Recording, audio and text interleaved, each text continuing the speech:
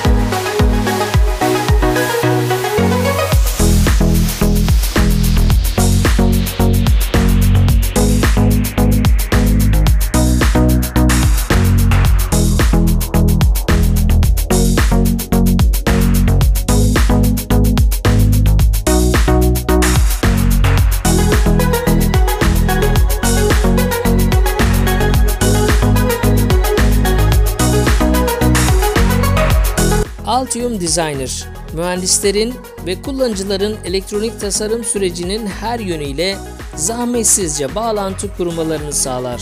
Sezgisel ve kolay bir şekilde PCB tasarımlar oluşturun. Sizi her açıdan birbirine bağlayan güçlü arayüz.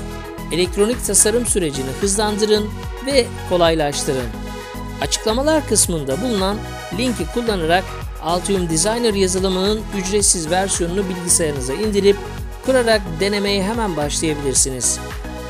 Altium 365'e entegre Octopart'ı kullanarak yüzlerce distribütör arasından elektronik bileşenlerinizi arayabilir ve kendi aralarında kıyaslayabilirsiniz. Açıklamalar kısmında bulunan ücretsiz bağlantıları kullanmaktan ve bu uygulamaları denemekten çekinmeyin.